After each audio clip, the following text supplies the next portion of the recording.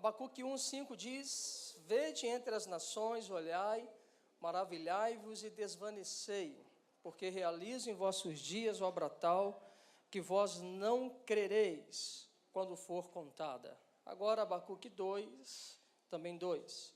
O Senhor me respondeu e disse: escreve a visão, grava sobre as tábuas, para que a possa ler até quem passa correndo. Amém. Pode fechar a palavra, colocar no banco. Vamos orar um pouquinho? Você pode dar a mão ao seu irmão, à sua irmã? Vamos ter um tempo de oração? Vamos pedir a Deus para que Ele ministre ao nosso espírito essa palavra. A Bíblia fala sobre a palavra de Deus, que a palavra elas são espírito e são vida. E para ela produzir em nós uma transformação, a gente precisa transpor aquele lugar de apenas tê-la como mais um conhecimento cognitivo adquirido. Mas se a gente entende que a palavra de Deus é a verdade cortante, então eu me coloco diante dela para poder ser por ela cortado, para poder ser por ela edificado. Jesus diz que, conta a história que Jesus, quando ele foi na cidade dele, ele não pôde fazer muito milagre, porque as pessoas tinham Jesus como pessoa comum. Eles viram Jesus jogar bola, eles viram Jesus brincar de pique-esconde, eles viram Jesus brincar, que é a brincadeira da época dele, né? Lógico, não sei se ele brincou dessas coisas, mas eles viram Jesus crescendo, e eles falaram: poxa, esse Jesus é o filho de José, de Maria, o pai dele é o carpinteiro, comprei algumas mesas do pai dele. De repente, talvez até reclamaram, né, da mesa do pai, não sei, o pai devia ser um bom carpinteiro, mas eles o tomaram como algo muito comum. Se a gente pensar que o culto é um ambiente muito comum, a gente pode, então, estar perdendo o privilégio de sermos tocados por Jesus. Se a gente achar que esse é mais um domingo, que a gente entra aqui e sai, vamos ficar algumas horinhas e vamos embora, é a mesma coisa que a cidade fez com Jesus. Esse aí a gente conhece, mais um culto. Esse culto a gente já sabe o que vai acontecer. Ele vai pregar, vai ter um altar ali, algumas pessoas vão chorar ali e depois a gente vai embora. Quando é o pastor Vitor, o culto termina mais cedo, mas o pastor Cadu, o negócio vai demorar. A gente já fica mais, geralmente, né? A gente já fica preparado para as coisas, né? Se bem que nem o Vitor está cooperando mais, né? Eu falava com ele: coopera comigo. Agora ele pegou, me engatou uma terceira, quarta e quinta, que eu falei assim: meu Deus, o bichinho pegou ele também. Amém. Olha lá, ele só está ali, ó, a força. Amém. Vamos orar? Vamos, feche os olhos. Ore a Deus em nome de Jesus. Pai, em nome de Jesus, nós te damos graças, louvamos o teu nome e te bendizemos. O Senhor é muito bom, e a gente quer entrar nessa concordância de que a tua palavra ela é viva e ela é eficaz. Nós entramos debaixo deste lugar, Deus de honra, onde nós reconhecemos que nós não estamos com mais um culto, nós estamos no culto onde o Senhor está presente e vivo. Deus, nós precisamos que a Tua palavra nos corte. Nós precisamos de que o Senhor nos toque. Porque, Deus, não haveria razão de aqui estarmos se o Senhor, Deus, não estiver nesse lugar.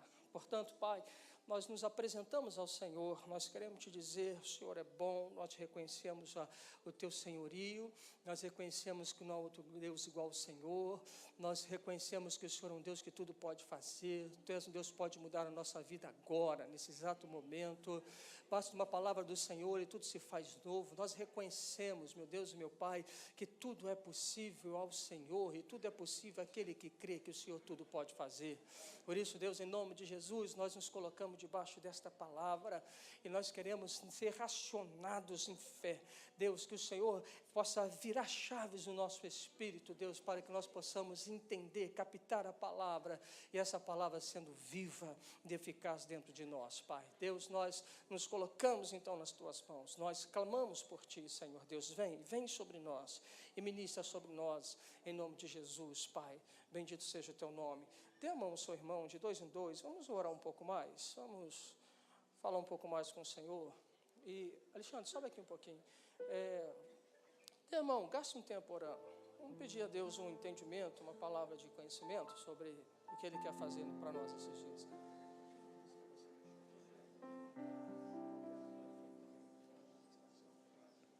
Pai, uma palavra, Senhor. A gente está por uma palavra do Senhor, a gente precisa de uma palavra do Senhor. Ministra com propriedade na vida do seu irmão. E ministra Ministra para que ele possa ter as tuas faculdades espirituais aguçadas. Você é um profeta. Você é alguém que Deus levantou para amar pessoas. Você não é qualquer pessoa. Você é um profeta. Deus tem colocado nas tuas mãos um chamado e um propósito. Abençoa o teu irmão que está ao seu lado. Ministra na família dele e dela. Pai, ó Senhor, não do nosso jeito, mas do jeito do Senhor. Não da maneira como nós queremos, mas da maneira como o Senhor quer. Deus, o Senhor é o Senhor. Como o Senhor move do jeito que o Senhor quiser mover. O Senhor conhece os nossos corações, Tu sabe o que passa a nossa mente, Tu conhece o nosso levantar, o nosso deitar, Tu sabe tudo a nosso respeito. Pai, o que eu quero te pedir nessa noite é que o Senhor ministra no profundo do nosso ser. Eu te peço, Deus, que o Senhor venha liberar porções de cura nesta noite, que o Senhor venha curar pessoas enfermas, salvar perdidos. Que o Senhor venha, Deus, ó Pai, dar visões, discernimentos para eles. Que o Senhor possa tocá-los com visões, com impressões. Pai, eu te peço que o Senhor possa tomá-los em amor e que a Tua presença, que é amor, possa lançar fora todo medo que está no coração e que a vida possa entrar e todo o espírito da morte, todo o pensamento da morte saia. Pai, eu te peço que a paz do Senhor possa inundar esse ambiente agora. Nós precisamos, ó Deus, da Tua paz. Nós queremos aquietar o nosso coração em Ti. Nós queremos, sim, Deus, aquietá-lo em Ti. Agora a gente não quer mais ficar pensando num dia de amanhã. Aliás, Deus, o dia de amanhã cabe ao Senhor.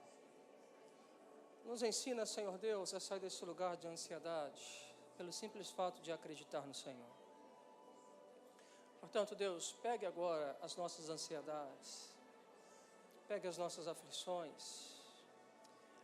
Pai, leva contigo e que o Senhor possa nos dar um bálsamo, um refrigério da alma, e que o Senhor, de fato, Deus, conforme diz a Tua palavra, ela venha penetrar no profundo, aquele lugar onde faz a divisão de alma, de espírito, juntas e medulas, aonde nós ouvimos, não com os nossos ouvidos mais, mas aonde nós somos tocados em nosso espírito e por isso vivemos e nos movemos.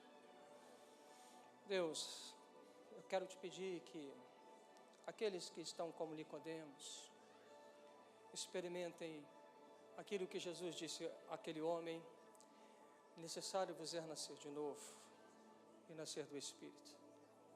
Nós queremos ser essa igreja do Espírito, essa igreja guiada pelo vento, essa igreja sustentada pelo hálito dos teus lábios, essa igreja que é forte porque o Senhor tem nos feito forte das nossas fraquezas.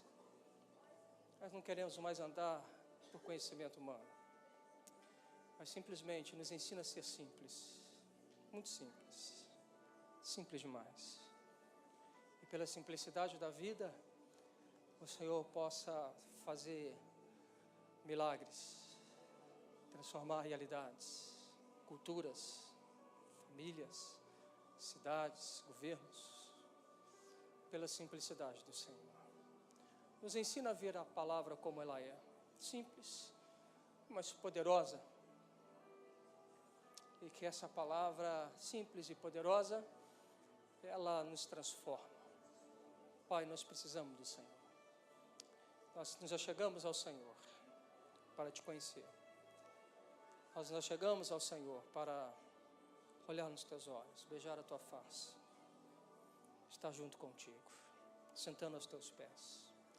Pai, conforme aquele dia, no Monte das Bem-aventuranças, Tu estava lá, Jesus, milhares e milhares te rodeavam, sentado à relva, ouvindo as tuas palavras. As horas passavam, mas elas não eram contadas. porque estavam diante do Senhor e o Senhor falava e a tua palavra vinha como alimento da alma. E, Pai, aquele dia, quando aquele povo deu ouvido ao Senhor e foi preenchido por Ti, quando o sobrenatural entrou no coração, então, o Senhor fez a multiplicação dos pães. O Senhor nos ensinou a buscar em primeiro lugar Teu reino e a Tua justiça. E as demais coisas serão acrescentadas. Eu entendo, Senhor, que aquele dia eles buscaram o reino e a justiça. E a saciedade de pão foi suprida. Porque aquele dia, aqueles Teus filhos, aquela multidão, entenderam que melhor é o pão vindo dos céus do que o pão fermentado.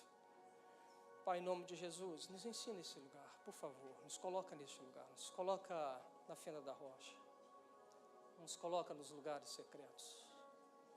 É o que nós te pedimos, Senhor. E para isso nós abrimos nosso coração para receber do Senhor as nossas vidas. Em nome de Jesus. Amém. Dê um abraço muito forte no seu irmão, na sua irmã. E pode se assentar em nome de Jesus. Existe uma simplicidade do Evangelho. E uma simplicidade ao mesmo tempo poderosa. A simplicidade não tira o poder do Evangelho, mas a simplicidade evidencia o poder do Evangelho. A vida simples, ela é de fato um desafio para nós. Eu estava conversando com um grupo de discípulos meus e eu falava com eles um dia desse, eu não sei qual dia que foi, você vai lembrando, Vitor, me fala. Mas eu comecei a ler os evangelhos, as narrativas bíblicas, e deu um insight. Eu falei assim, meu Deus, a coisa é simples. Eu não sei se é porque a gente ficou mal acostumado com Hollywood. E todas as vezes, por exemplo, quando a gente escuta a narrativa da multiplicação dos pães e dos peixes, quantos de vocês, assim, escutam uma música, tipo Os Vingadores, alguns raios saindo da mão de Jesus, a terra tremendo e os anjos vindo? Hollywood faz muito isso. Hollywood é interessante. Eu não sei se você teve essa percepção ou tem, eu tive. Mas eu não sei se é porque a gente foi muito educado na frente de televisão, e quando a gente olhava os nossos super-heróis, a gente via os superpoderes que emanavam deles. Por exemplo, o Lanterna Verde. O Lanterna Verde tinha uma lanterna verde. E o que saía da lanterna, do anel verde dele? Saía uma luz verde. E ele mirava a luz verde e fazia um monte de coisa. Era interessante. Super-homem. O super-homem, além de ter uma força, né, mais ou menos assim como eu, porque eu sou o super-homem, você é o Hulk, tá bem? Então, além de ter uma super força, mas ele tinha uma supervisão de raio-x. Ele tem ainda, né? Ele ainda não morreu, né? Uma visão de raio-x. E como que era a visão de raio-x do super-homem? Como que era? Saía o filete vermelho. Então eu ficava imaginando, eu era bobinho, gente, me desculpa aí, mas eu ficava imaginando quando a gente ministrava a cura em alguém, que saía alguns raios de nós, raios dos olhos, raios das mãos, raios dos pés, raios pela boca. E era quase quando a gente ora, e olha que, e essa é uma verdade, quando a gente está no impacto que a gente ora por alguém, ou na igreja, que a pessoa, ela é levada ao chão, quem nunca que estufou o peito e falou assim, viu, eu botei a mão e caiu. A gente começa a rir desse negócio, a gente fala assim, esse negócio tá bom? Cara, aí o outro fala, cara, eu nem precisei botar a mão, só fiz assim, caiu, e um monte caiu. E a gente vai tentando pensar que a vida cristã, ela é mais ou menos como a Superliga da Justiça. Mas a vida cristã, ela é tão simples, mas tão simples, que basta uma palavra. Não é um grito, é uma palavra. Ela é tão simples que Jesus, ele pega de barro, cospe, bota no olho de um cego, ele enxerga. A vida cristã, ela é tão simples que uma mulher foi e falou assim, eu vou esbarrar na orla da veste dele e vou ser curada. Veja, ela bateu a mão na orla das vestes de Jesus e foi curada. não saiu raio, mas saiu poder para curar. E muitas das vezes as pessoas eram curadas e chegavam até Jesus, Jesus falava assim, vai, a tua fé te salvou, a tua fé te curou. Ela é tão simples que 4 homens, ajudando um amigo que estava paraplégico, foram levar até Jesus, e diante das impossibilidades de levá-lo até Jesus, porque a casa era pequena, a casa não é uma casa, é uma porta de entrada e saída, e quanto muito uma janela, a casa daquela época. Então, a porta pequena, a casa pequena, uma janela pequena e cheia de gente. Multidões. E Jesus dentro de uma casa. Os amigos criativos demais, eles falam assim, cara, não vai dar pela janela, não vai dar pela porta, mas vai dar pelo teto. Então, ele vem pelo teto, abre o teto, desce com o amigo, e no primeiro momento que o amigo está diante de Jesus, Jesus fala assim, os teus pecados foram perdoados. Oh, glória, maravilha, mas eu fiquei pensando assim, poxa, já é uma maravilha ter os pecados perdoados, porque se o pecado não é perdoado, ai, estamos lascados, vamos para o inferno. Mas ele só deu a ordem para que ele fosse curado depois de que os fariseus que estavam lá no meio começaram a razoá-lo, dizendo assim, quem é ele para perdoar pecado? Ele falou assim, qual que é mais fácil? Dizer, perdoados estão os teus pecados, ou levanta e anda. Para que saiba que o Filho do Homem tem poder para perdoar o pecado, levanta e anda. E aquele homem levanta e anda. Mas no primeiro momento ele foi curado. Às vezes eu paro, penso, falo assim, rapaz, deve ter batido uma aflição, uns 4, né? Falei assim, cara, ele só vai perdoar pecado? Porque a gente quer ver o sobrenatural, a gente quer ver o homem saindo, e graças a Deus isso tem acontecido. A gente tem aprendido a nos movermos na simplicidade. E como igreja, nós já estamos começando a vivenciar os primeiros frutos, de muitos frutos, que Deus vai derramar ainda sobre nós. A gente foi surpreendido. A Luma está aqui, Érica? Não, né? Mas eu contei de manhã, vou contar à noite. Amém? Ela estava de manhã e ouviu. Eu acho que ela não vai brigar comigo, ao contrário. Mas a Luma ligou para a Érica esses dias. E ela me disse isso hoje pela manhã. O filho dela, o Otávio, tinha passado em 3 médicos e foi constatado que ele tinha uma calcificação. O Gustavo, desculpa, uma calcificação num dos ouvidos. E era um caso meio que bem grave. Tanto é que eles estavam orientando a ela a procurar um especialista em Juiz de Fora. Tentamos fazer uma consulta em Juiz de Fora, na ocasião não foi possível acontecer, e agora, recentemente, o Gustavo foi ao médico, no pediatra, e a Luma pediu para que pudesse olhar o ouvido dele, falou assim, olha, já que ele está aqui, dá uma olhadinha no ouvidinho do meu filho, porque nós passamos em 3 médicos, os 3 médicos falaram que ele está com uma calcificação dentro do ouvido, e ele está correndo risco de perder a audição. E a médica olhou de novo, olhou mais uma vez, e disse para a Luma e para o Gustavo, disse assim, olha, quem é esses médicos que te deram esse diagnóstico? Esses médicos estão loucos, seu filho não tem nada, o ouvido dele está limpo, a membrana está limpa. E aí diz que o Gustavo, o missionário, ele falou assim, mamãe, pastor, e aquela moça do cabelo aqui, que a gente está entendendo que é a Luana, cadê a Luana? Orou por mim. Jesus me curou. E aí a médica olhava com os olhos bem grandes, porque não há razão, não há uma explicação pela medicina. Como a menina com glaucoma foi fazer um impacto, estava com glaucoma, na segunda-feira foi fazer os exames, fez. Ela disse que chegou 9 horas da manhã, saiu acho que umas 15 horas, e a médica disse assim, não, você não tem glaucoma. Ora, mas até uns dias atrás elas tinham com glaucoma, mas ela foi no impacto, ela recebeu um toque de Jesus, simples. E aquilo que ela tinha não tem mais. Como eu contei essa também, mas vou contar mais uma, como, por exemplo, o pai da Tamires, um dia reunido aqui, nós estávamos em oração, preparando para poder ir ali no condomínio Nova Muriaé. Nós temos aprendido a parar e perguntar a Deus: Deus, nos dá alguma palavra de orientação, que a gente chama de palavra de conhecimento e palavra de revelação.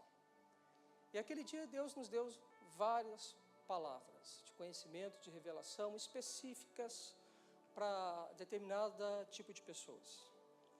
E naquele dia recebeu-se uma palavra, não foi isso? A respeito do pai da Tamires, que Deus estava curando de um problema nas vistas.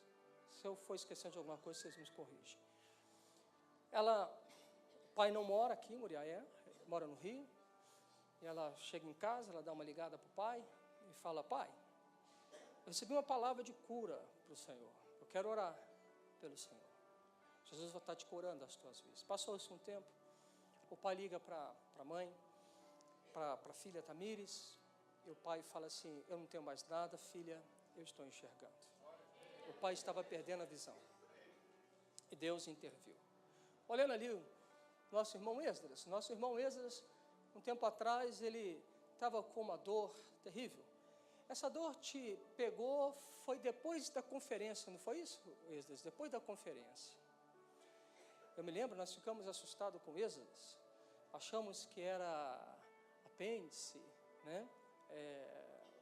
Qualquer colite, né? Um colite, foi diagnosticado como colite, é isso? Como colite, com uma dor insuportável. Um dia, diz o Esdras que, se eu não me engano, acho que foi o Pedro, o Rian foi lá orar por ele, foi na casa dele. E cadê a colite? A colite sumiu. Processo simples de um Deus simples e de um Deus poderoso. Processo de um Deus que não apenas fez ontem, faz hoje e vai fazer eternamente. O único lugar que Jesus vai parar de curar é quando todos nós estivermos no céu. Porque no céu não tem mais doença. Porque no céu não tem mais choro.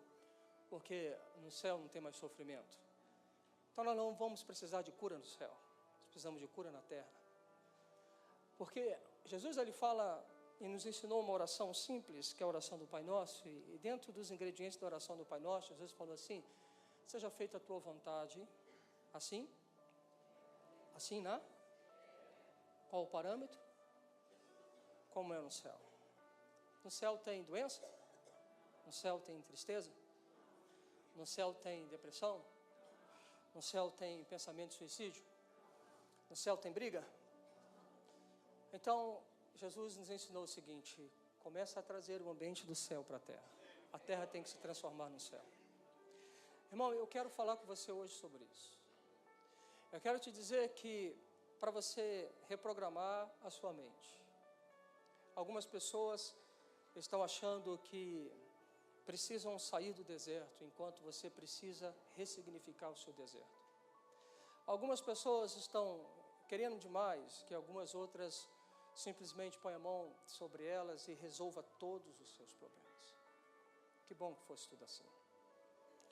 Mas eu quero que você comece a pensar diferente a partir de hoje. Um Deus que faz nova todas as coisas. O texto de Abacuque, Deus ele responde o profeta Abacuque. O profeta Abacuque, ele está vendo o contexto da sua gente. Ele não gosta do que vê. Ele vê o povo desviando de Deus. Ele vê o povo tendo Deus como um grande amuleto. Você deve conhecer pelo menos uma pessoa que é igual àqueles que eram daquela época. Aquelas pessoas que creem no amuleto, que deixam a Bíblia aberta no Salmo 91, mas nunca leu a Bíblia. Aquele que fala que é evangélico, mas ele só fala que é. Os amuletos, aqueles que acham que porque foi batizado, está tudo resolvido. Tem muita gente que acredita num amuleto. Olha para o seu irmão e fala assim: você conhece alguém que crê em amuleto? Eu acho que você conhece pelo menos uma pessoa. Você conhece uma pelo menos, não conhece, Ju? Pessoas do amuleto. A época de Abacuque eram pessoas de amuleto. E eles iam se distanciando dos caminhos de Deus, a tal ponto que Abacuque faz uma pergunta a Deus, ele fala: até quando, Deus? Até quando o Senhor vai ver isso? E até quando o Senhor vai permitir que essas coisas fiquem da maneira como estão? Ora, então, Deus responde. Em Abacuque 1:5, ele fala assim: vede entre as nações, olhai, maravilhai-vos e desvanecei, porque realizo em vossos dias obra tal, que vós não crereis quando for contada. Quem quer dar um glória a Deus? Fala assim: oh, glória! Fala assim: que grande obra! Fala assim: maravilhosa! Espetacular! Como você imagina essa grande obra? Pega agora, capta na sua mente, compartilha com uma pessoa da direita. Como é que você pensa que é essa grande obra? Que grande obra é essa? O que Deus está fazendo com a grande obra? Pergunta agora para o seu irmão, fala assim: o que é Deus fazer uma grande obra na sua vida? Qual seria a grande obra de Deus fazer na sua vida? Pensa aí agora, qual seria a grande obra? Talvez essa é a pergunta correta. Pergunta ao seu irmão, fala assim: conta para mim, quem quer que Deus faça algo grande nele aqui agora? Quem quer? Você quer? Então qual é a grande obra? Qual é a grande obra que Deus vai fazer na tua vida? Qual que é a grande obra? Compartilha com o seu irmão, com a sua irmã agora. Compartilhou? Deixa eu te falar qual é essa grande obra. Sabe qual é essa grande obra aqui? Amém. Segura aí. Amém. Então segura. Eu vou te dizer qual é essa grande obra. Sabe qual que era? Segura no banco aí. Você não vai acreditar. Essa grande obra era a obra da destruição. Essa grande obra era a obra em que Deus estava permitindo que uma nação estrangeira viesse. E, olha aqui para mim, por favor. Olha aqui. Olha aqui para mim, por favor. A grande obra era que Deus estava dizendo que os inimigos de Israel iam vencê-los. E que eles sairiam da sua casa, eles iriam para o exílio. Essa é a grande obra. Alguém pensou numa obra grande assim? Quem pensou numa obra assim? Então, o primeiro ponto que eu quero que você entenda: Deus não move da maneira que você acha que Ele deve mover. Anota e fala com o seu irmão, fala assim: Deus não vai agir da maneira que você quer que Ele venha agir na sua vida. Fala assim: Deus sabe o que é certo para ser feito. Então eu preciso que você comece a entender alguma coisa. Nunca mais reclame da sua vida. Porque a sua maior luta, se você entender esse princípio, vai se tornar a sua maior vitória. Nunca mais tira do seu vocabulário culpar as pessoas pela situação pela qual você está vivendo. Pare com isso. Reprograme essa mente. Pare com isso. Vamos acertar essas coisas hoje. Porque Deus tem uma maneira de fazer, que é o jeito dele, que pode ser que não seja da minha e nem da sua compreensão, mas é do jeito dele e dá certo. Não é da maneira como eu e você esperamos que seja, mas é do tempo dele e dá certo. Deus estava falando tão sério com Abacuque, que no capítulo 2 ele fala assim: escreve essa visão, mas deixa bem escancarada, para que ninguém duvide, porque no dia que eles virem Jerusalém destruída, eles se lembrem, eu, a minha mão, fiz isso. Mas veja, então quer dizer que Deus, Ele está querendo arrasar com a gente? Quer dizer que Deus, Ele quer matar a mim e a você? Quer dizer que Deus, o que fizeram desse Deus de amor? Se esse Deus, Ele é tão punitivo? Ora, se você pensa assim, é porque você então precisa reprogramar realmente a sua mente. Tivemos uma primeira aula da Hope You, Eu vou compartilhar com você um souvenir daquilo que nós recebemos. O pastor Michael Bickle, ele fala assim: Deus ama a Deus. E ele fala que o Pai, o Filho e o Espírito, os três que é um Deus, eles se amam. Ele disse assim: o amor de Deus, ele não cresce, e o amor de Deus não diminui. Ele não vai diminuir por aquilo que eu deixo de fazer, ou por aquilo que eu faço que é desagradável a Ele. E nem vai aumentar se eu fizer alguma coisa que eu agrade. O amor de Deus, ele é pleno. O amor de Deus, fala comigo, ele é pleno. A Bíblia define Deus como Deus é amor. Ele é pleno em amor. E se ele é pleno em amor, e o mais incrível é que diz que Deus ama a Deus. O Pai ama o Filho ama o Pai ama o Espírito ama o Pai. Eles se amam.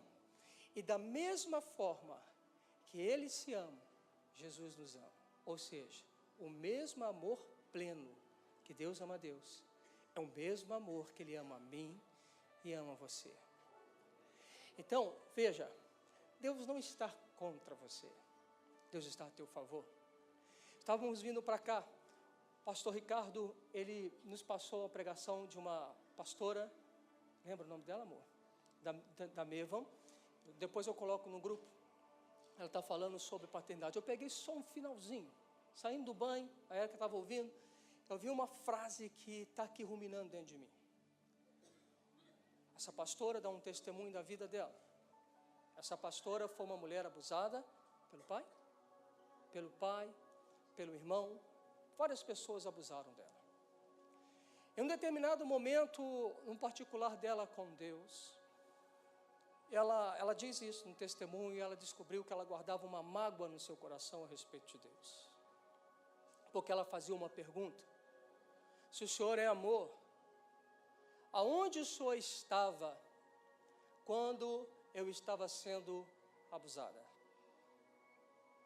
Aonde o Senhor estava no meu maior sofrimento? E Deus a respondeu dizendo assim, a respeito de Jesus na cruz. E ele dizia para ela assim: filha, como pai, você como pai, ou você como mãe, como seu filho sendo crucificado na cruz, você o tiraria de lá?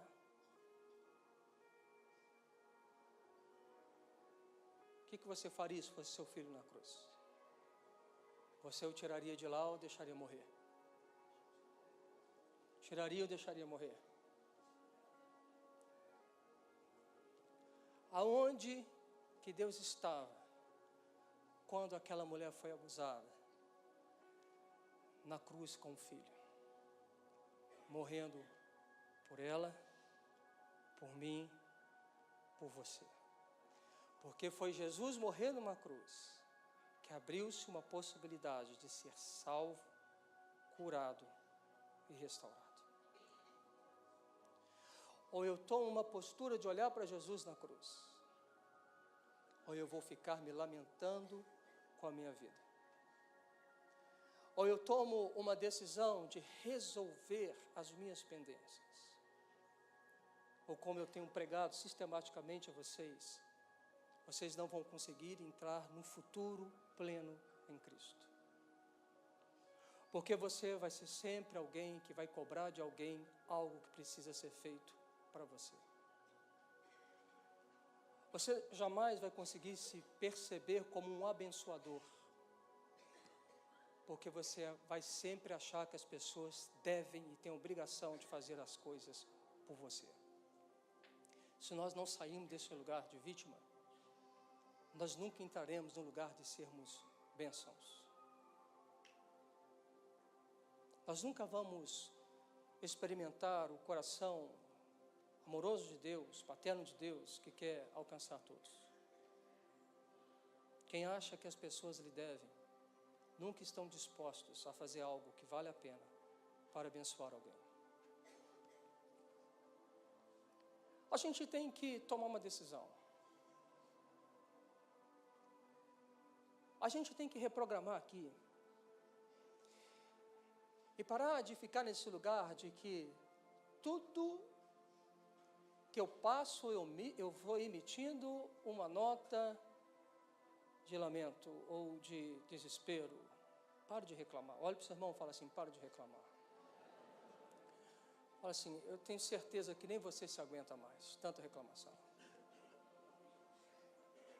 Mas para parar de reclamar, o que eu faço? Você precisa passar a acreditar que Ele está no controle.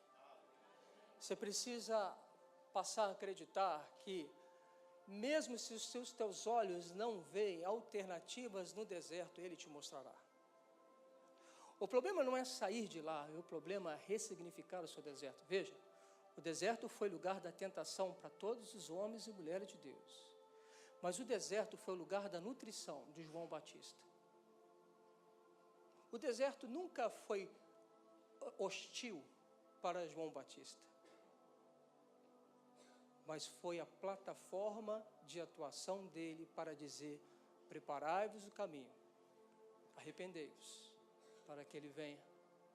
Quer sair do deserto? Arrependa-se, reprograma a mente, ressignifique o seu deserto. Esses dias, conversando com o Paulo e Flávia, os diretores do Casados para Sempre, da regional, regional, aqui de Leopoldina, nós estivemos na sexta-feira conversando com eles. Ele me mostrou, eu não sei se eu vou conseguir falar o nome exato, mas ele me mostrou o deserto.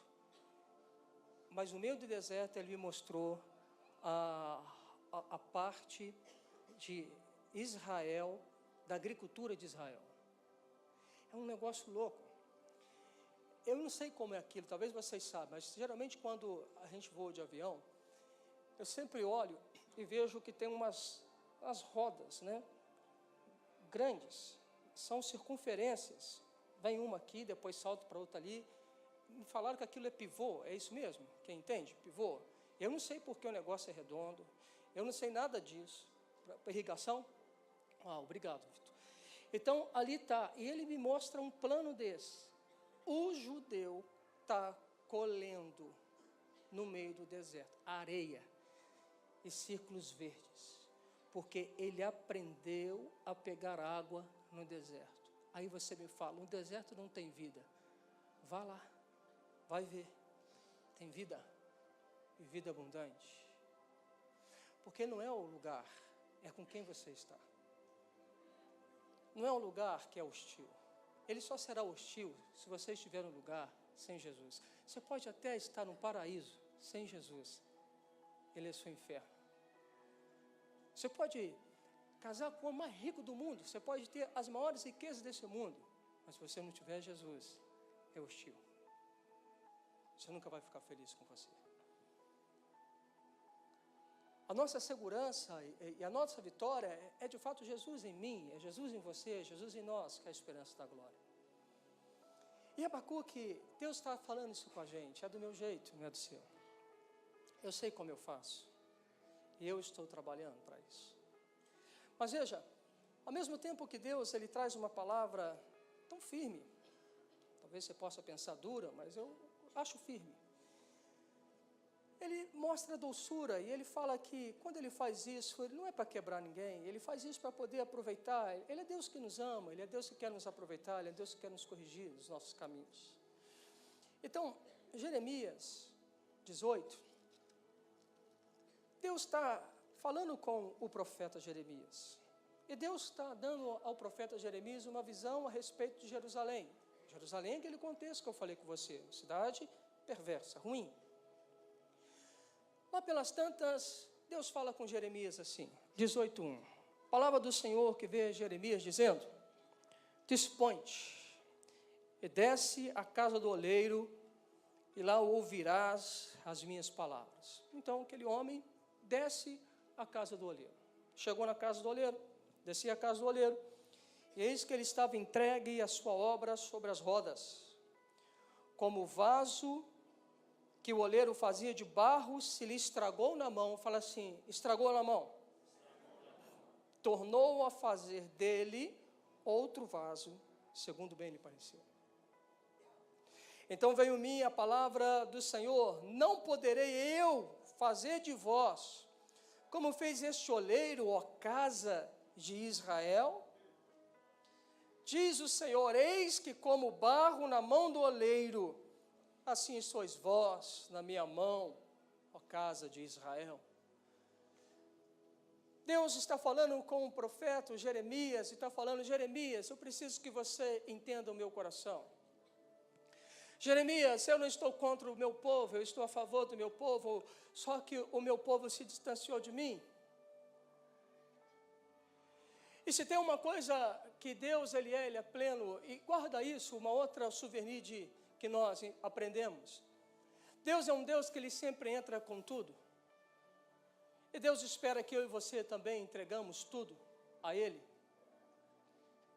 Veja, se você fizer uma sociedade com alguém aqui agora, e de repente a pessoa pega e fala assim: olha, eu vou dar tudo, nós vamos abrir uma empresa, eu vou dar tudo, estou vendendo meu carro, estou vendendo meu apartamento, estou limpando todo o dinheiro que eu tenho nas minhas economias, e estou empenhando, aqui está a minha parte, é tudo que eu tenho, está na mesa.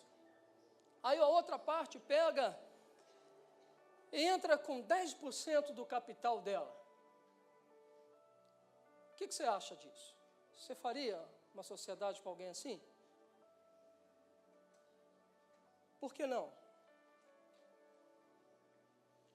Por que não? Faria, João Paulo? Você dando tudo, o cara dando 10%, por que você não faria? Porque você está perdendo. Por quê? Porque quando eu dou tudo, eu arrisco tudo. Quando eu dou tudo, eu falo: eu creio. Então, se eu creio que esse negócio vai dar certo, eu dou tudo. Eu não tenho dúvidas.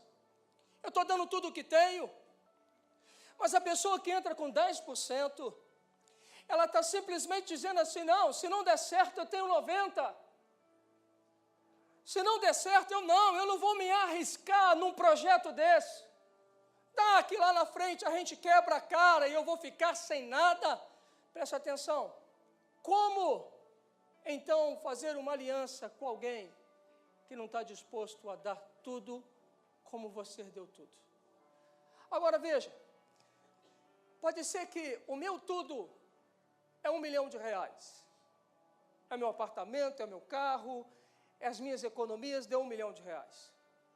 Mas pode ser que o tudo do Vitor do Carmo seja R$10 mil. Estamos no julgo igual?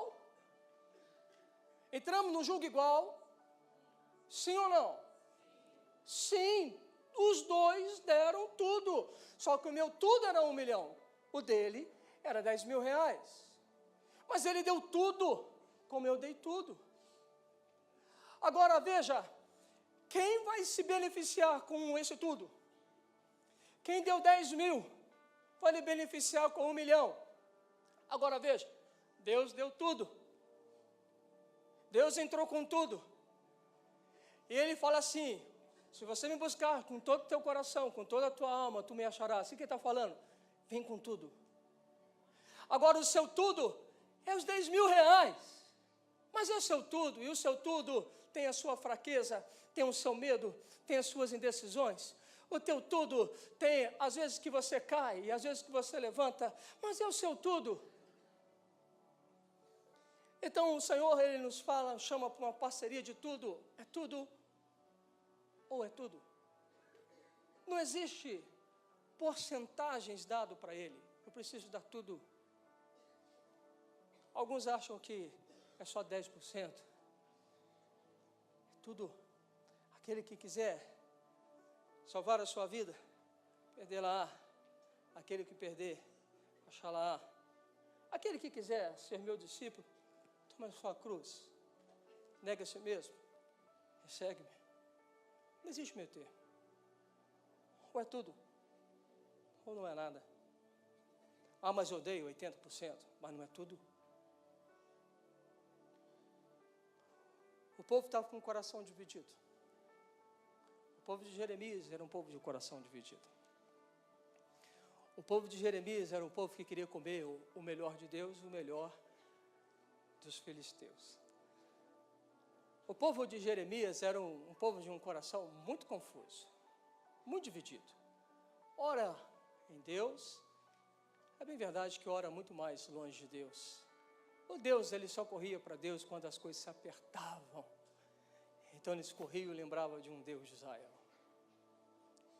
Deus está ensinando o povo e Deus está falando assim: eu posso mudar tudo. Eu posso transformar tudo. Eu posso fazer tudo de novo. Eu posso transformá-los todos. Eu posso mudar Israel. E Jeremias 29, ainda ele diz o seguinte, antes da queda de Jerusalém. Ele ainda emite isso. Eu é que sei que pensamento tenho a vosso respeito, diz o Senhor. Pensamento de paz e não de mal, para vos dar o fim que desejais. Então me invocareis, passareis a orar a mim, e eu vos ouvirei. Buscar-me-eis, me achareis quando me buscar de todo o vosso coração. Serei achado de vós, diz o Senhor, e farei mudar sua sorte. Congregar-vos-ei de todas as nações, de todos os lugares, por onde vos lancei, diz o Senhor, e tornarei a trazer-vos ao lugar de onde vos mandei para o exílio. Abacuque falou do tempo da destruição. Jeremias está iniciando o tempo do retorno, quando tudo se parecia perdido.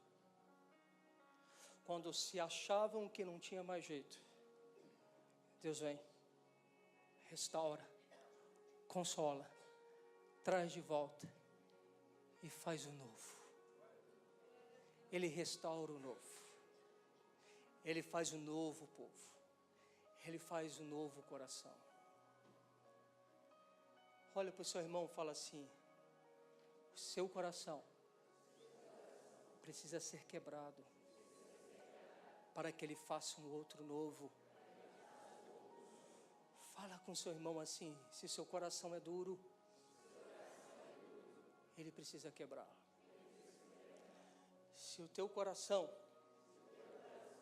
é amargoso, se o teu coração é murmurador, se o teu coração não crê, se o teu coração é prostituto, o que eu quero dizer com prostituto? Eu quero o melhor de Deus, mas eu também quero me lambuzar no melhor dessa terra. Se o seu coração é assim, Ele precisa te dar um novo coração. Ele precisa te quebrar. Portanto, se está na moenda, glorifique. Para de reclamar. Está doendo? Chora, mas chora com Ele. Estou pensando em desistir. Deixa de ser cabeçudo. Você está no meio do processo. Se você desiste agora, acabou a sua esperança. Olha para o seu irmão e fala assim: você não é. Só faz assim, não vai entender. Você não é isso. Não desiste do processo. É no meio dele. Você tem que avançar. Olha para o seu irmão, sacode ele e fala assim: você tem que avançar. E fala com o seu irmão assim: não pode ter unção da mula. Qual que é a unção da mula? Você conhece? O cara empaca. Tem gente que está empacado há 300 anos. Eu vou te explicar o empacar dos 300 anos. É o ciclo. Você está aqui, você vai bem. Na hora que você chega num momento da sua vida, que você tem que fazer uma prova, você não faz, você volta aqui. Aí você começa de novo, começa vencendo. Fica todo felizinho. Daqui a pouquinho vem a mesma prova. Você empacou. Ó, você empacou. Aí você cai num vício da frustração, do desânimo e de querer largar tudo. Porque você não entendeu que você está numa grande prova de Deus para te dar um coração novo. Mas se você não estiver disposto a perder esse coração, você não vai ter o seu novo coração. Sabe o que nós temos que fazer? Ter a coragem de soltar algumas coisas. Ter coragem de se desprender de algumas coisas que há anos e anos estão nos prendendo. Sabe o que a gente precisa fazer? Dar tudo. Sabe o que você precisa fazer? Perder o seu controle.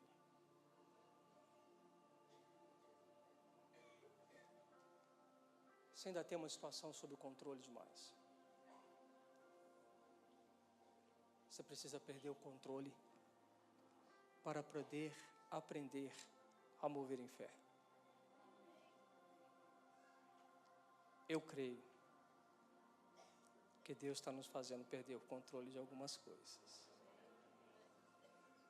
Este impacto foi um negócio louco.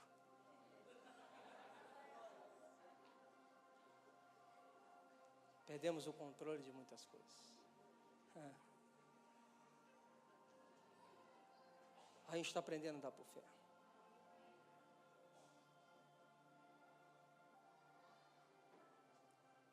Quando nós iniciamos essa obra dessa igreja, iniciamos com 300 mil reais, 200 mil, juntamos mais 100 mil, iniciamos com 300 mil. Gastamos mais de 2 milhões.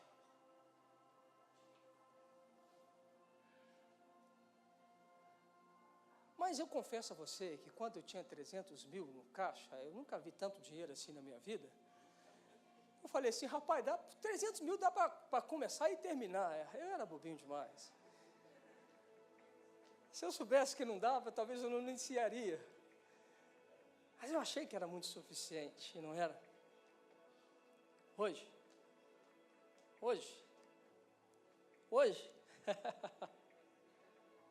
é o maná do dia. Hoje não tem mais 300 mil. Hoje é a provisão do dia. E Ele manda a provisão do dia. A Isabelle perdeu até cabelo, tadinha.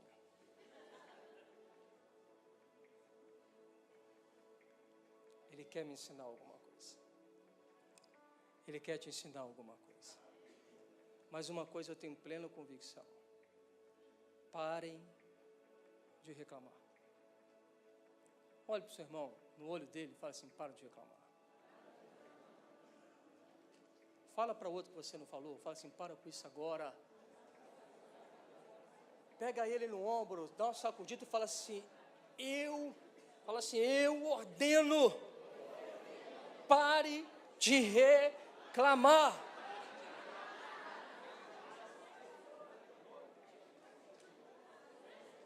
Olha para ele agora no olho dele e fala assim, vai acreditar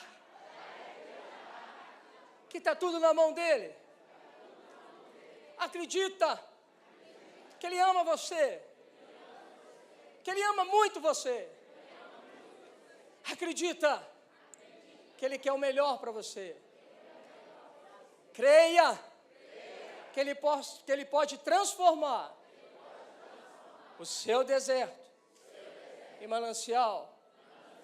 Então, pare de reclamar e vai orar.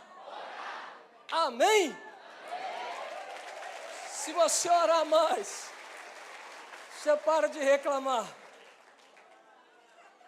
Na hora que você pensar em reclamar, dobra o joelho e ora. Que essa palavra do pastor fica como aquelas canções bregas, chiclete. A Sofia, a gente estava assistindo um filme, a gente foi assistir aquele filme do Hotel Transilvânia 3. Então, quem viu o Hotel Transilvânia 3? Vocês lembram daquela cena? Então, eles estavam fazendo uma guerra de sons. E aí o camaradinha lá, que era o casado com aquela menina lá, eu esqueci, da vampirinha. Como é que ela chama, amor? A vampirinha. Ele coloca uma música. E quando ele coloca aquela música, ele coloca Macarena. Aquele negócio é tão chiclete que mesmo você não querendo lembrar nela, só de eu falar Macarena, você já cantou ela aí. E se bobear, você já começa a mexer, dar voltinha, porque essa é a música chiclete, ela entra e não sai, é igual aquelas batidas de funk, tuf, tuf, tuf, tuf. Aquele negócio entra, e onde você está tuf, tuf, tuf, está no meio do louvor, sua mente está tuf, tuf, tuf, você sai, Satanás, da minha mente. Que essa minha voz, pare de reclamar, seja igual uma Macarena dentro de você. E quando você abrir essa boca para reclamar, você vai ouvir, pare de reclamar e vai orar. Aí você dobra o teu joelho, começa a orar. E aí você vai contar as bênçãos. Aí o céu vai se abrir. Aí vai brotar manancial dentro do deserto. E aí nós vamos cantar o hino da vitória. Em nome de Jesus, amém? Glória a Deus. Louvado seja o Senhor.